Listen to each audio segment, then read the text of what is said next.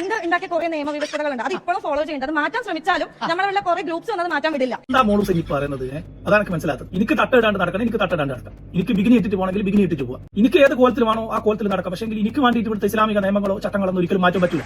ആ പെൺകുട്ടി പറയുന്നത് പണ്ട് കാലത്ത് എഴുതി വെച്ച മതപുസ്തകത്തിലെ നിയമങ്ങൾ ഈ കാലത്ത് എങ്ങനെയാണ് ആപ്ലിക്കബിൾ ആകാത്തതെന്നും ആ നിയമങ്ങൾ എങ്ങനെയാണ് അവരുടെ സ്വാതന്ത്ര്യത്തെ ഹനിക്കുന്നു എന്നൊക്കെയാണ്.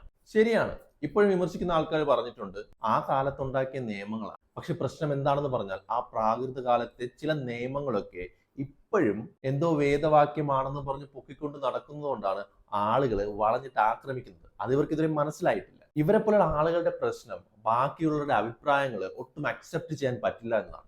അത് പറയുന്നത് ഒരു പെൺകുട്ടി കൂടെ ആണെങ്കിൽ പിന്നെ നോക്കുക വേണ്ട. തട്ടം അല്ലെങ്കിൽ ബിക്കിനി, ഇതിനിടയ്ക്കുള്ള വേഷമൊന്നും ഇത്തരത്തിലുള്ള ആംഗ്ലമാർക്ക് അറിയത്തില്ല. ഇസ്ലാമിന്റേതായ നിയമങ്ങളുണ്ട്, അതിൽ ഉറച്ചു വിശ്വസിക്കാനും ആ വിശ്വാസത്തോട് കൂടി ജീവിതം മുന്നോട്ട് കൊണ്ടുപോകാൻ പറ്റുമെങ്കിൽ മാത്രം. ഇസ്ലാമിന്റേതായ നിയമങ്ങൾ ഉണ്ടാവും. അതൊക്കെ ഈ പറയുന്ന ആൾക്കാർ അനുസരിച്ച് ജീവിക്കണമെങ്കിൽ ജീവിച്ചോ.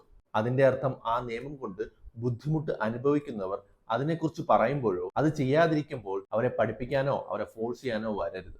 ആ മാന്യത കാണിക്കാനുള്ള കോമൺ സെൻസ് ഒക്കെ വേണം. അങ്ങ് ജീവിക്കുന്നത് ഒരു ഡെമോക്രാറ്റിക് കൺട്രിയിലാണ്, അല്ലാതെ ഇസ്ലാമിക നിയമമുള്ള ഒരു രാജ്യത്തല്ല. ഈ രാജ്യത്ത് ഭരണഘടന കഴിഞ്ഞിട്ടേ ഏത് മതത്തിനും സ്ഥാനമുള്ളൂ. അപ്പൊ ശരി,